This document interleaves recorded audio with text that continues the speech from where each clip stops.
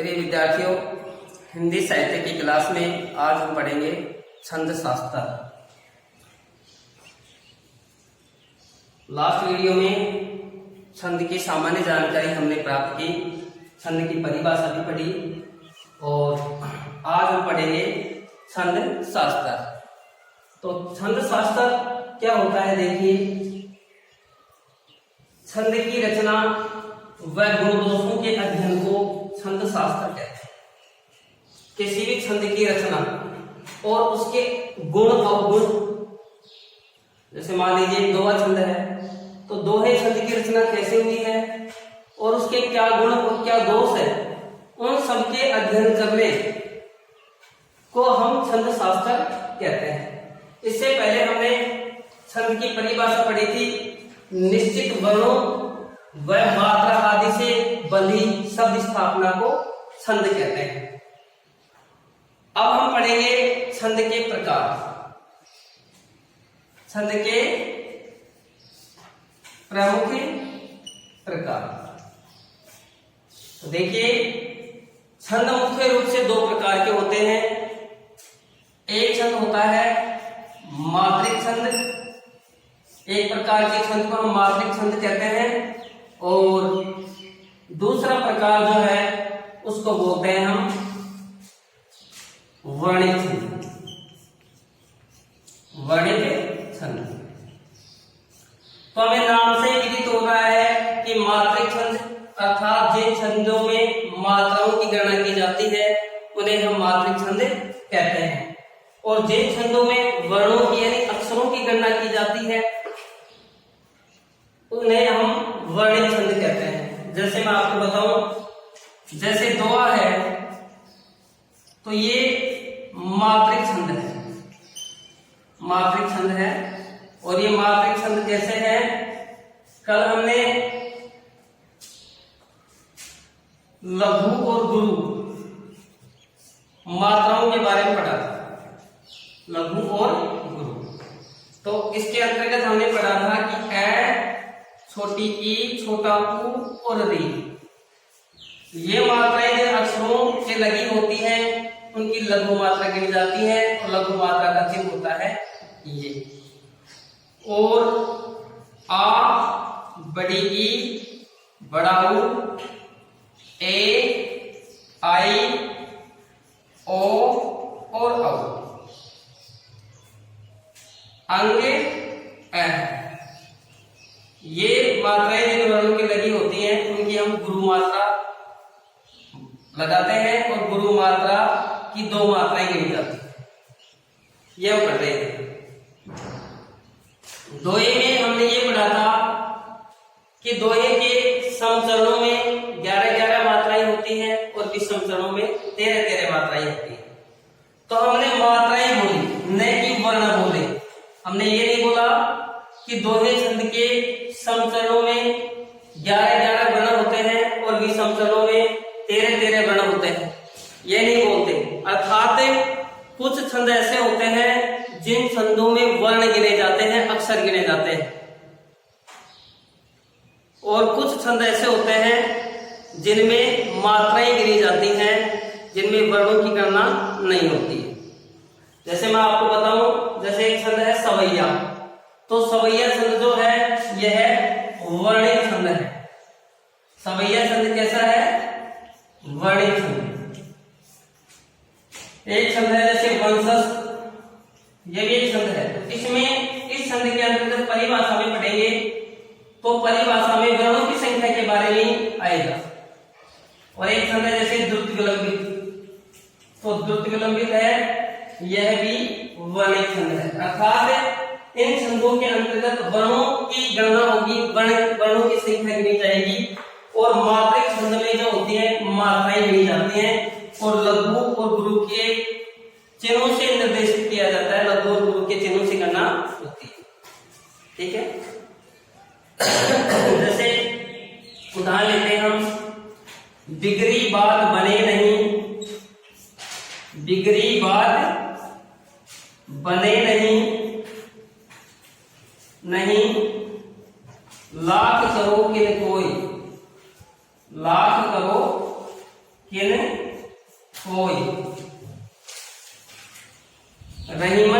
फाटे दूध ते, रहीमन फाटे दूध ते, मथे न माखन होए, मथे न माखन।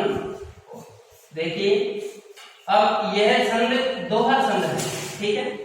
और दोहे छंद की परिभाषा है या पहचानने का तरीका यह है कि दोहे छंद के समचरणों में 11-11 मात्राएं होती हैं। तो समचरण, दूसरा और चौथा छंद। मैंने ये बताया कि कोई भी छंद होता है तो छंद के 4 छंद होते हैं, ठीक है। तो बिगड़ी बात बने नहीं, एक छंद तो ये हो गया यहां से यहां तक, फिर लास्ट दो किन कोई एक ये हो गया यहां से यहां तक, तो ये दूसरा छंद हो गया, ये पहला छंद हो गया, और पहला छंद हो गया सॉरी, ये दूसरा छंद हो गया। फिर रहीमन फाटे दूध ते, तीसरा चरण ये हो गया, और मथे न माखन होए, चौथा चरण ये हो, ठीक है। तो दोहे छंद में हमने पढ़ा है कि दूसरे और चौथे चरण में 11-11 मात्राएं, और पहले और तीसरे चरण में यानी कि समचरणों में 13-13 मात्राएं होती हैं, ठीक है। ऐसे नहीं आया कि दोहे के समचरणों में 11-11 वर्ण होते हैं और भी समचरणों में 13-13 वर्ण होते हैं। परिभाषा में वर्ण शब्द नहीं आया, परिभाषा में मात्राओं के बारे में बताया गया है।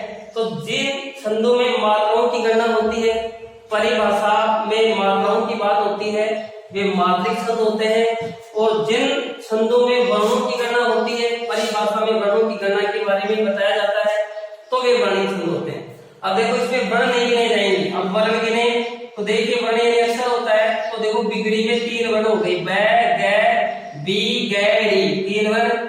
बात में 2 वर्ण हो गए, 3 और 2 5, बने में 2 हो गए, 5 और 2 7, और नहीं में 2 हो गए तो 7 और 2 9। तो ये पहला चरण है, पहला चरण विषम चरण है, तो इसमें कितने वर्ण हुए? 9 ही वर्ण हुए, 9 ही वर्ण हुए। और फिर इसमें देखिए 1 2 3 4 5 6 7 8 9, इसमें 9 ही वर्ण हुए। तो दोहे छंद में वर्णों की बात नहीं आएगी, वर्णों की गणना नहीं होती है, परिभाषा में वर्णों की बात नहीं आती है, इसमें मात्राएं गिनी जाती हैं। और मात्राओं को लघु और गुरु के हिसाब से गिना जाता है। लघु मात्रा के बारे में मैंने बताया था कि जिन वर्णों के ह्रस्व स्वर की मात्राएं लगी होती हैं, ए ई बड़ा छोटा उ री, ये मात्राएं जहां लगी होती हैं तो वहां लघु मात्राएं गिनी जाएंगी। और जहां दीर्घ स्वर जो है आ बड़ी ई बड़ा उ ए आई ओ औ अंग है, ये मात्राएं जिनके लगी होती हैं इन शब्दों की, तो उनकी गुरु मात्रा गिनी जाएंगी। और गुरु की 2 मात्राएं होती हैं, 2 की गणना होती है। तो एक बार इसको हम परखते हैं कि ये वास्तव में दोहा छंद है कि नहीं है। तो दोहे छंद के अंतर्गत दोहे की परिभाषा क्या है कि जिस छंद के पहले और तीसरे चरण में यानी कि समचरणों में 13-13 मात्राएं हो और समचरणों में 11-11 मात्राएं हो। तो एक बार हम ले लेते हैं।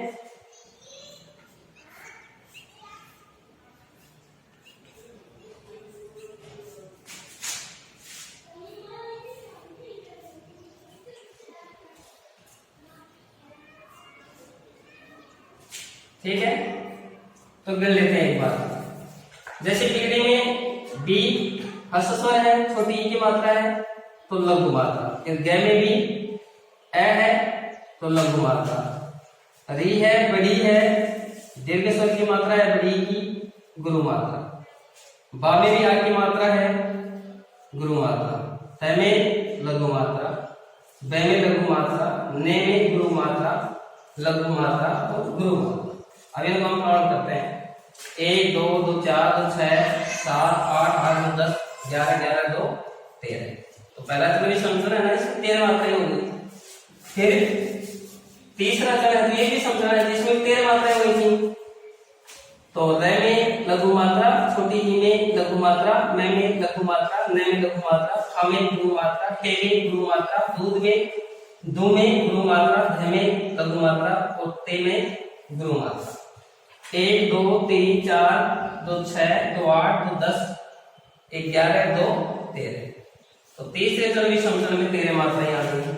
अब समचरणों में यानी दूसरे और चौथे चरण में 11 11 मात्राएं हैं। तो देखिए ला है तो आ की मात्रा है तो गुरु मात्रा लघु मात्रा लघु मात्रा गुरु मात्रा लघु मात्रा लघु मात्रा गुरु मात्रा लघु मात्रा। 2 रे 3 रे 4 4 2 6 6 1 7 7 1 8 8 2 10 रे 11। चौथे चरण में देख लो लघु मात्रा गुरु मात्रा लघु मात्रा गुरु मात्रा लघु मात्रा लघु मात्रा गुरु मात्रा लघु मात्रा। काउंट करो 1 2 3 4 4 2 6 7 8 8 2 10 10 रे 11 मात्राएं ये हो।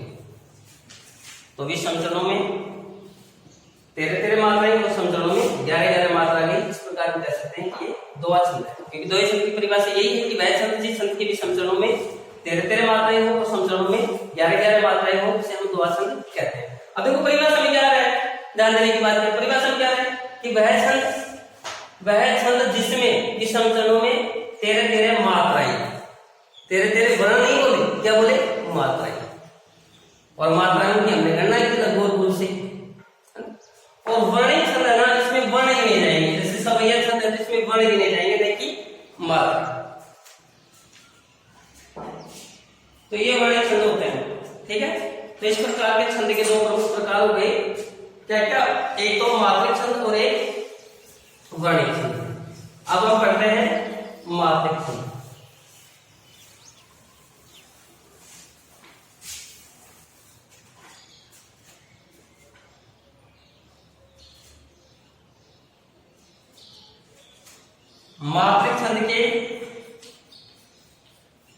मात्रिक छंद के 3 भेद होते हैं। 3 भेद होते हैं।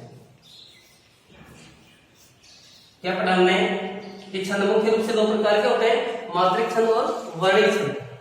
और फिर हमने पढ़ा मात्रिक छंद भी 3 प्रकार के होते हैं। जैसे एक होता है सममात्रिक छंद, सममात्रिक छंद। दूसरा होता है अर्धसममात्रिक छंद, अर्धसममात्रिक छंद। और तीसरा होता है विषममात्रिक छंद, विषममात्रिक छंद। तो देखिए सममात्रिक छंद, जैसे चौपाई और रोला,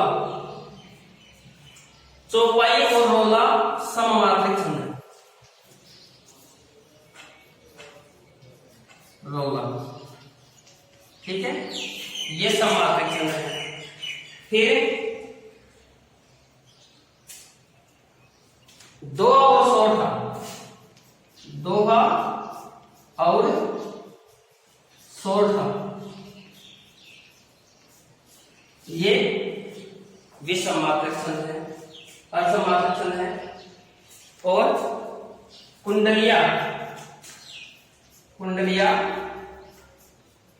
और छप्पाई ये विषममात्रिक छंद है। तो देखिए सबसे पहले हमने क्या पढ़ा कि छंद मुख्य रूप से 2 प्रकार के होते हैं, एक तो मात्रिक छंद और एक वर्णिक छंद। तो मात्रिक छंद क्या होते हैं, जिन छंदों में मात्राओं की गणना होती है, मात्राएं निर्धारित होती हैं, निश्चित होती हैं और गणना मात्राओं की होती है, वे मात्रिक छंद। और जिन छंदों में वर्णों यानी अक्षरों की गणना होती है वे वर्णिक छंद होते हैं। यह हमने पढ़ा। फिर हमने पढ़ा कि मात्रिक छंद भी 3 प्रकार के होते हैं। मात्रिक छंद के भी कितने भेद होते हैं, 3। तो एक तो सममात्रिक छंद, एक अर्धसममात्रिक छंद और एक विषममात्रिक छंद। तो सममात्रिक छंद क्या होता है, सममात्रिक छंद में सम यानी समान, मात्रिक यानी मात्राएं अर्थात समान मात्राओं वाले छंद, समान मात्राओं वाले छंद।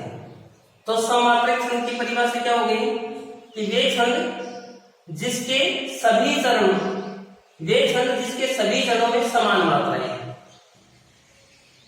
या वे छंद जिसके सभी चरणों में मात्राओं की संख्या समान हो। वे छंद जिसके सभी चरणों में, परिभाषा लिख लेते हैं,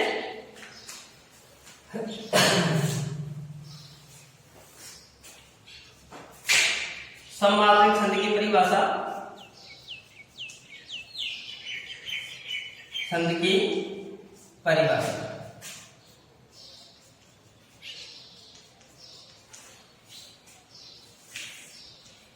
वे छंद जिनके सभी चरणों में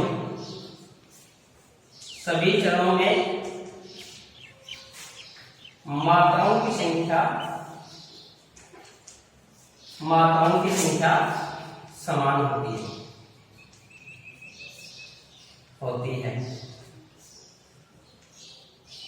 उन्हें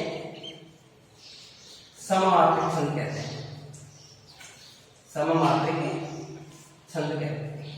ठीक, तो ये सममात्रिक छंद की परिभाषा, यानी मात्रिक छंद 3 प्रकार के, जिसमें पहला कौन सा होगा, सममात्रिक छंद। तो वे छंद जिनके सभी चरणों में मात्राओं की संख्या समान होती है, मात्राओं की संख्या समान होती है। वे छंद जिनके सभी चरणों में मात्राओं की संख्या समान होती है उन्हें सममात्रिक छंद कहते हैं। और सममात्रिक छंदों में चौपाई और रोला छंद आते हैं, चौपाई और रोला। तो देखिए चौपाई जो है ये सममात्रिक कैसे है, देखते हैं।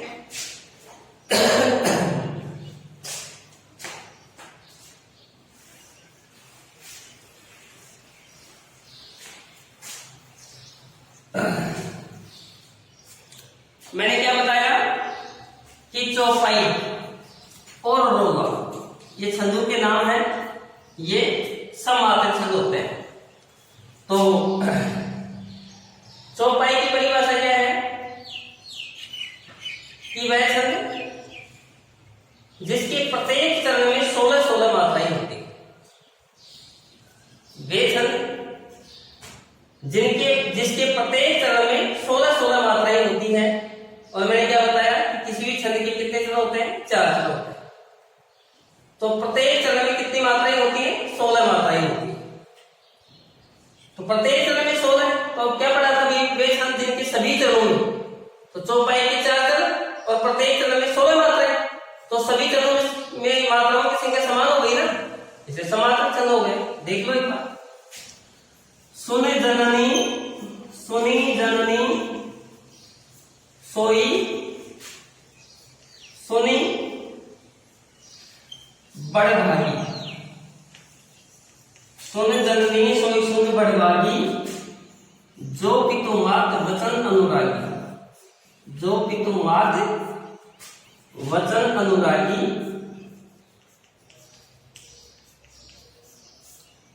तनय मात पितु तोषण हारा, तनय मात पितु तोषण हारा, दुर्लभ जननी सकल संसार। कलम पढ़े थे ना, सोने जननी सोई सोने बड़े भागी, जो पितु माते वचन अनुरागी, तनय माते पितु तोषण हारा, दुर्लभ जननी सकल संसारा। पढ़ रहे थे ना? तो ये देखिए, अब इसके प्रत्येक चरण में कितनी पहले बात होगी, देखिए कितने चरण हो गए, 4 चरण, 1, 2, 3 और 4। और क्या पता है कि वह छंद जिसके प्रत्येक चरण में 16-16 मात्राएं होती हैं। तो हम काउंट करते हैं कितनी मात्राएं हैं। लघु ह्रस्व स्वर की मात्राएं, जिन अक्षरों की लगी हो उनकी लघु मात्रा गिनी जाएगी, लघु में 1 मात्रा गिनी जाती है। तो सुनि में छोटा सु है तो ह्रस्व स्वर है, तो लघु मात्रा। ने में छोटी की मात्रा है तो लघु मात्रा। जननी में जय में ए है तो लघु मात्रा। न में भी ए है लघु मात्रा। ने में भी लघु मात्रा गुरु मात्रा। सो है बड़ी ई है गुरु मात्रा लघु मात्रा लघु मात्रा लघु मात्रा लघु मात्रा गुरु मात्रा गुरु मात्रा। तो देखिए काउंट करते हैं, 1 2 3 4 5 2 7 2 9 10 11 12 13 ये सोई जो है ये छोटी है। सोने जननी सोई सोने बड़े भागी, तो इसमें लघु मात्रा। अब देखिए 1 2 3 4 5 2 7 8 9 10 11 12 12 2 14 14 2 16। तो प्रथम चरण में कितनी मात्राएं आ गई? 16 मात्राएं। फिर इसमें देखिए जो पितु मात्रा वचन आएगी, तो जो में गुरु मात्रा लघु मात्रा लघु मात्रा गुरु मात्रा लघु मात्रा लघु मात्रा लघु मात्रा लघु मात्रा लघु मात्रा लघु मात्रा गुरु मात्रा गुरु मात्रा। तो गिनिए 2 3 4 2 6 7 8 9 10 11 12 और 2 14 और 2 16। तो ये 16 मात्रा दूसरे चरण में आ गई। अब तीसरे में देख लो, तने में लघु लघु लघु गुरु लघु लघु लघु गुरु लघु लघु गुरु गुरु। काउंट कर लो, 1 2 3 2 5 6 7 8 8 और 10 11 12 12 2 14 2 16। और फिर दुर्लभ जननी सकल संसार, तो इसमें देखो लघु मात्रा लघु मात्रा लघु मात्रा लघु मात्रा लघु मात्रा लघु मात्रा लघु मात्रा लघु मात्रा लघु मात्रा गुरु मात्रा गुरु मात्रा गुरु मात्रा। 1 2 3 4 5 6 7 8 9 9 6 15। तो दुर्लभ के अंदर देखिए, इधर देखिए ये संसार के अंदर देखिए ये अनुस्वार लगा हुआ है ना, तो इसकी हमने गुरु मात्रा लगाई नहीं लगाई, क्योंकि ये दीर्घ स्वर में आता है। और यहाँ देखिए एक आधा वर्ण हो रहा है दुर्लभ के अंदर, है ना। तो आधा वर्ण लय के ऊपर आया है, लेकिन इसके पहले वाला जो है ना इसकी गुरु मानी जाएगी। जैसे ये इसको आधा रह बोलते हैं, एक बार अक्षर के ऊपर आता है, जैसे गर्म के अंदर गर्म में यहाँ रह आ गया ना, तो मैं की गुरु नहीं गिनी जाएगी, इससे पहले वाला जो बना है इसकी गुरु गिनी जाएगी, जय की गुरु गिनी जाएगी। ऐसे और देखो जैसे सत्य सत्य, तो ये सत्य शब्द आ गया ना, तो तय आ गया यहाँ पर आधा तय, और ये तो फिर स इसके पहले वाला बना है इसकी गुरु गिनी जाएगी। हालांकि यहाँ पर हस्व की मात्रा ही है ऐ है इसमें, लेकिन फिर भी ये तय जो है ना इसके कारण इसके पहले वाला जो बना है इसकी गुरु गिनी जाएगी। ये ऐसा भी होता है इसके नियमों में गणना में। तो देखो यहाँ पर तो दूर छोटा है वैसे, लेकिन ये रही के कारण इसकी गुरु गिनी जाएगी। तो 2 1 3 1 4 1 5 1 6 1 7 1 8 1 9 10 10 2 12 2 14 2 16। इस प्रकार से चौपाई के अंदर कितनी हो गई? 16 मात्राएं हो गई। चौपाई के 4 चरण हो गए, तो 4 चरणों में 16 मात्राएं समान हो गई। तो हमने क्या पढ़ा था? समान मात्राएं समान। तो वे छंद जिनके सभी चरणों में मात्राओं की संख्या समान होती है उन्हें हम समात्रिक छंद कहते हैं। और इसके अंतर्गत हमने पढ़ा कि चौपाई जो छंद होता है वो समात्रिक छंद है। फिर एक छंद होता है रोला छंद। समात्रिक छंद में चौपाई और रोला छंद आते हैं। और दूसरा हमने पढ़ा था अर्धसमात्रिक छंद। अर्धसमात्रिक छंद में दोहा और छोट आते हैं। दोहा और छोटा छंद ये अर्धसमात्रिक छंद में आते हैं। अर्धसम का मतलब होता है कि जिसके आधे चरणों में तो समान मात्राएं हो और आधे जो दूसरे जो चरण है उनमें समान मात्राएं हो। जैसे दोहा छंद है तो दोहे छंद में क्या पढ़ा है हमने कि सम चरणों में 11-11 मात्राएं होती है। तो सम चरण दूसरा और चौथा चरण इसमें 11-11 मात्राएं होती हैं। और विषम चरणों में विषम चरण पहला और तीसरा तो क्या होगा? ये अर्धसम मात्रा। अर्धसम मात्रा यानी सभी चरणों में समान मात्राएं नहीं है, तो आधे आधे चरणों में समान मात्राएं आई है। तो 4 चरण होते हैं जिसके आधे चरणों में दूसरे और चौथे में 11-11 मात्राएं, और 4 चरणों में से जो आधे चरण पहला और तीसरा जिसमें 13-13 मात्राएं आ गई, तो ये हो गया अर्धसमात्रिक छंद। ठीक है, तो दोहा और छोटा जो है वो अर्धसमात्रिक छंद में आते हैं। फिर तीसरा हमने मात्रिक छंदों का प्रकार पढ़ा था विषमात्रिक छंद। तो विषमात्रिक छंद में क्या होता है कि सभी चरणों में मात्राएं असमान होती है। जिन छंदों के सभी चरणों में मात्राएं असमान आती है उनको हम विषमात्रिक छंद कहते हैं। विषमात्रिक छंद। तो विषमात्रिक छंद के अंतर्गत तो कुंडलीय छंद आता है। कुंडलीय छंद कुंडलीय छंद के जो चरण हैं उनके सभी चरणों में असमान मात्राएं होती है, मात्राओं की संख्या जो होती है वो समान नहीं होती है। और दूसरा होता है छप्पन। तो इसको आप नोट कर सकते हैं कि छंद मुख्य रूप से दो प्रकार के, मात्रिक छंद और वर्णिक छंद। और मात्रिक छंद के भी तीन प्रकार के हो गए, समात्रिक छंद। तो समात्रिक छंद के अंतर्गत चौपाई और रोला छंद है। चौपाई जो छंद होता है जिसके प्रत्येक चरण में 16-16 मात्राएं होती है, रोला छंद होता है जिसके प्रत्येक चरण में 14-14 मात्राएं होती हैं। फिर दूसरा होता है अक्षमात्रिक छंद। अक्षमात्रिक छंद में क्या होता है कि आधे चरणों में समान मात्राएं होती हैं। तो दोहा और सोरठा दोनों जो छंद है ये अक्षमात्रिक छंद है, इनके दोनों में ही आधे आधे चरणों में समान मात्राएं होती है। और तीसरा होता है विषमात्रिक छंद, अर्थात जिन छंदों के सभी चरणों में मात्राओं की संख्या असमान हो, समान न हो, उन्हें हम विषमात्रिक छंद कहते हैं। और इसमें एक कुंडलिया हो गई और एक छप्पई हो गया। तो ये जो दो छंद है ये विषमात्रिक छंद है। ठीक है, अब हम लास्ट वीडियो में पढ़ रहे थे, हमने शुरुआत की थी कि साहित्य के दो प्रमुख भेद होते हैं, गद्य और पद्य। और पद्य को हम काव्य भी कहते हैं। और फिर हमने पढ़ा था कि पद्य या काव्य क्या होता है। तो हमने पढ़ा था कि साहित्य का वह भाग जिसको हम लय के साथ गा सकते हैं, जिसमें यति गति का नियम होता है, जिनमें चरणों की संख्या निर्धारित होती है, उन्हें हम पद्य भाग कहते हैं, उसे हम पद्य भाग कहते हैं। ठीक है, तो अब हम ये पढ़ेंगे कि यति गति चरण ये क्या होती है। इन चीजों को हम पढ़ते हैं, इनकी आवश्यकता पढ़ेंगे हम जब छंद आगे और पढ़ेंगे जब। तो देखिए, सबसे पहले हम पढ़ेंगे कि यति क्या होता है। यति, गति, तुके, पद और गण, ये बिंदु हम पढ़ते हैं, जिसमें पहला है यति। यति, दूसरा है गति, और तीसरा है तुके, तुके, और चौथा है चरण, पद या पाद, और पांचवा है गण। तो ये 5 बिंदु हैं छंद को अच्छे से समझने के लिए, आगे बढ़ने के लिए जरूरत पड़ती है। तो सबसे पहले होता है यति। यति क्या होता है। यति, यति का मतलब होता है विराम। विराम का होता है रुकना। प्रत्येक छंद,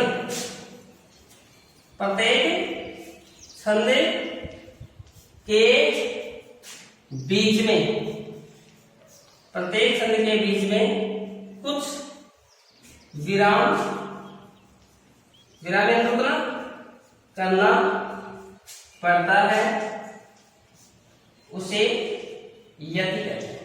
ठीक है, उसे यति कहते हैं। प्रत्येक छंद के बीच में कुछ रुकना पड़ता है या विराम करना पड़ता है, उसे हम यति कहते हैं। हमने पढ़ा है ना कि पद्य में यति गति का नियम होता है, तुक, रचनाएं तुकांत होती है। ये शब्द बार बार आ रहे थे, तो ये होते क्या है। तो देखो, यति में हमने पढ़ा कि प्रत्येक छंद के बीच में कुछ विराम करना पड़ता है। जैसे चरण धरत चिंता करते, चरण धरते चिंता करते करते चितवन चहु और, चितवन चहु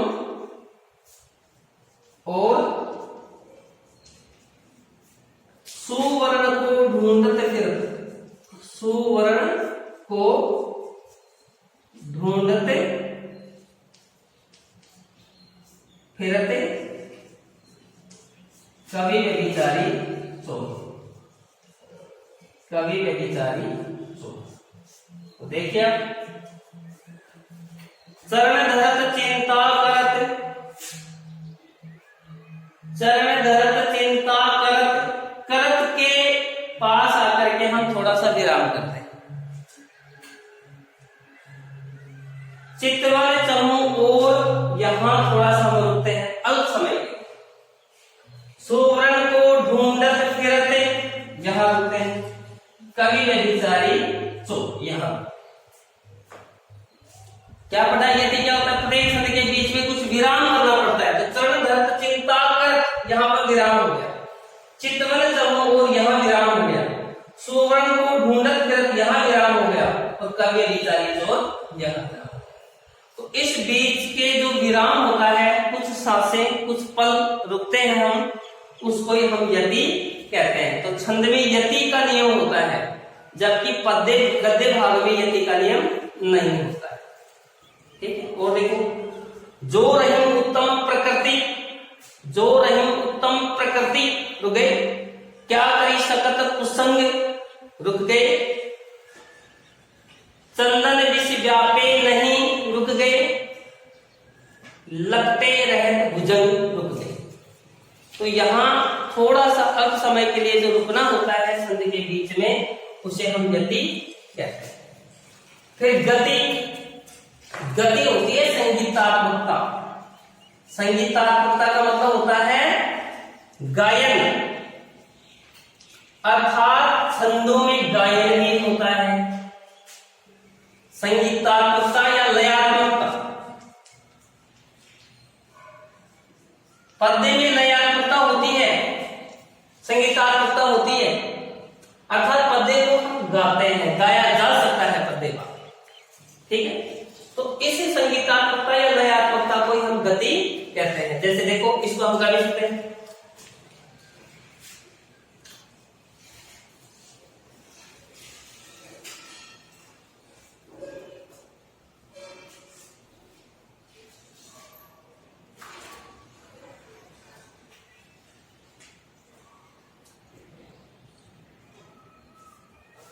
चरण धरते चिंता करते, चितिवन चहुओ, सुवर्ण को ढूंढते फिरते हैं, कवि व्यभिचारी चोर।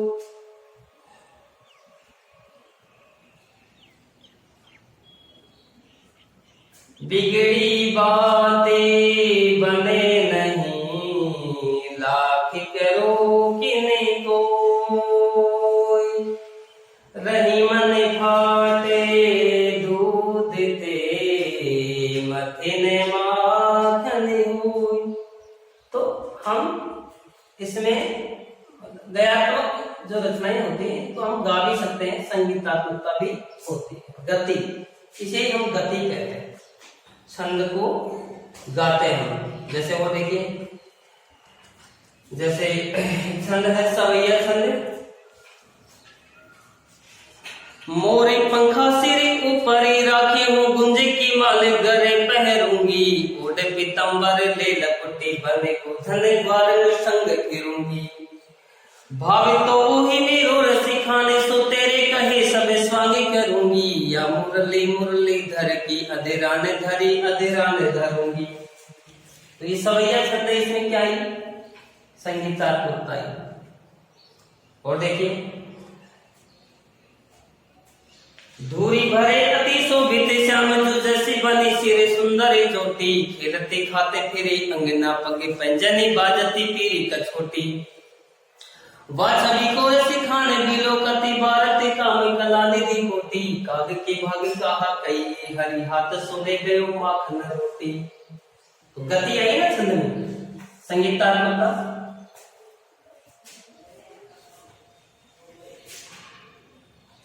आगे हम पढ़ते हैं तुक। तुक क्या होता है? तो तुक होता है अंत में आवाज मिलना। किसी भी छंद के अंत में जब आवाज मिलती है ना, उसको बोलते हैं तुक। जैसे देखिए, चरण धरत चिंता करत चित्तवन चहु ओर, उदास में क्या आवाज आई? ओर। सुवर्ण को ढूंढत करत कवि व्यभिचारी चोर। तो और चोर, इस प्रकार की आवाज अंत में मिलना, उसे हम बोलते हैं तुक। ये तुक होता है।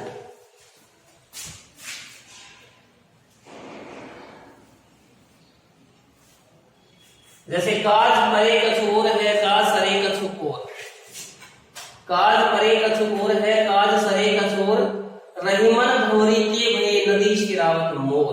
तो और मोर। झीने पट में झुलमली झलकती ओग अपार, झीने पट में झुलमली झलकती ओग अपार, मनो कल्प तरु सिंध में रस्ते सपल्लव डार। तो अपार और डार ये क्या हुआ, ये तो मिला। वो देखो, देख बेहाल बिवायन सो भय कंटक जाल लगे पुनि जोए, भाई महादुख पायो सका तुम आए न किते दिन किते खोए।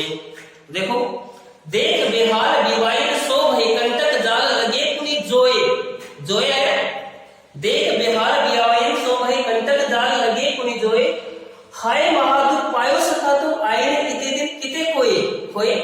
देख सुदामा की दीन दशा करुणा करके करुणानिधि रोए, रोए, पानी परात को हाथ छुयो नहीं नैनन के जल सो पग धोए। तो रोए धोए जोए ये अंत में आवाजें मिल रही है ना, तो इस प्रकार अंत में आवाज का मिलना ही तुक कहलाता है, उसे हम तुके कहते हैं। फिर चरण पद या पाद, तो चरण क्या होता है, चरण एक तरह से भाग मान लीजिए, जैसे ये छंद है तो इसके चरण चार हो गए ना, चरण धर्म चिंता कर, तो एक चरण यहाँ तक हो गया, चित्तवंचन और फिर यहाँ जहां रुकते हैं ना, विराम करते हैं, जहां पर यति होती है वो उसे हम चरण मान लेते हैं। तो यहाँ पर यति हो रही, यहाँ यति हो रही, यहाँ यति हो रही, यहाँ यति हो रही, तो यहाँ पर क्या हो गया, ये चरण हो गए, इसको हम पद भी कहते हैं और पाद भी कहते हैं, ठीक है। तो एक होता है गण, तो गण क्या होता है, गण के अंदर जैसे एक नियम लगता है, ये माता राजभान संगा, ये माता राजभान संग, ये नियम लगता है गण में, जगन मगन तगन रगन जगन भगन नगन, ये गण लगते हैं। और जो वर्णित छंद हम पढ़ेंगे उनके अंदर गणों से ही गणना की जाएगी। तो ये गण क्या होते हैं, इनके विस्तार हम नेक्स्ट वीडियो में लेंगे। तब तक के लिए धन्यवाद।